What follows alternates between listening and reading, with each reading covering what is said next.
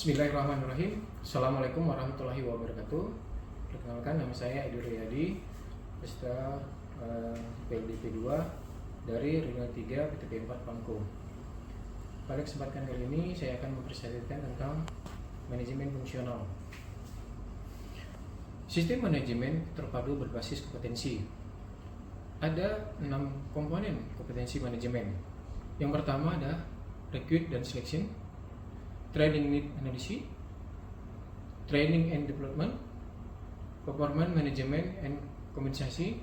Yang kelima, talent management dan succession planning.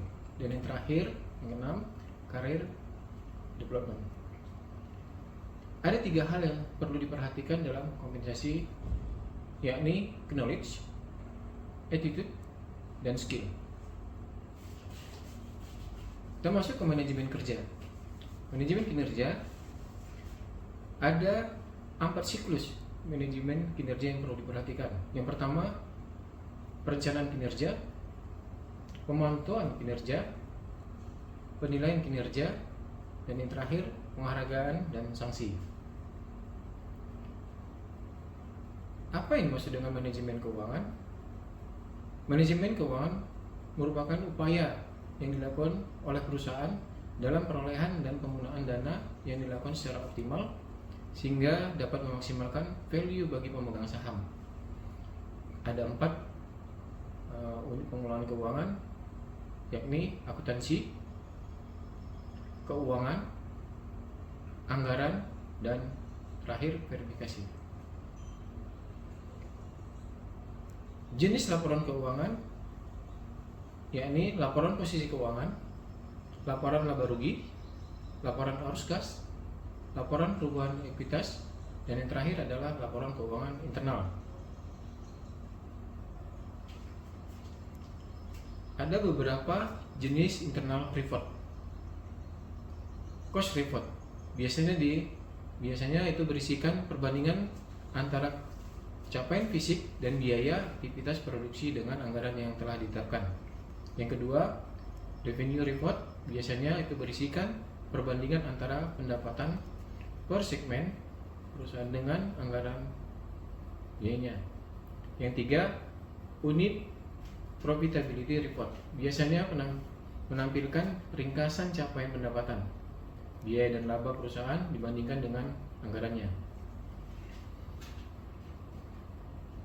Kemudian kita masuk ke perencanaan keuangan perusahaan.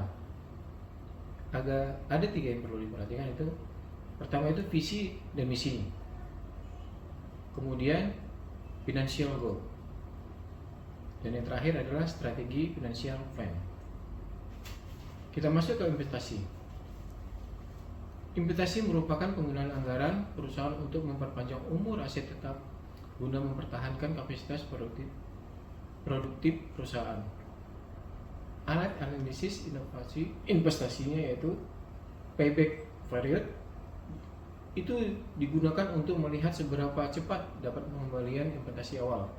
Yang kedua, net present value digunakan untuk melihat jumlah hasil bersih investasi dengan mempertimbangkan faktor diskonto dalam perhitungan pengembalian investasi. Yang ketiga, internal rate and return digunakan untuk melihat tingkat pengembalian investasi dengan mempertimbangkan faktor diskontonya. Kita masuk ke manajemen operasional. Manajemen operasional merupakan proses perencanaan, pengorganisasian, pengarahan, dan pengendalian sumber daya baik manusia maupun alat-alat untuk mencapai tujuan organisasi secara efektif dan efisien. Pentingnya manajemen operasional bagi perusahaan. Apa sih? Yang pertama, untuk efisiensi biasa, peningkatan kualitas produk dan jasa. Yang ketiga, peningkatan produktivitas. Yang keempat, peningkatan kinerja. Dan yang kelima, peningkatan kepuasan pelanggan. Kita masuk ke standar maintenance overall equipment effectiveness. Apa itu? Merupakan combine dari variabel waktu atau utilitas, kecepatan, dan kualitas operasi.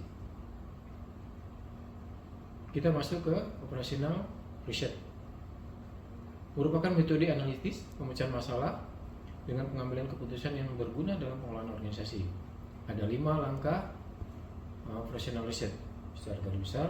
Yang pertama, mengidentifikasikan masalah yang perlu dipecahkan.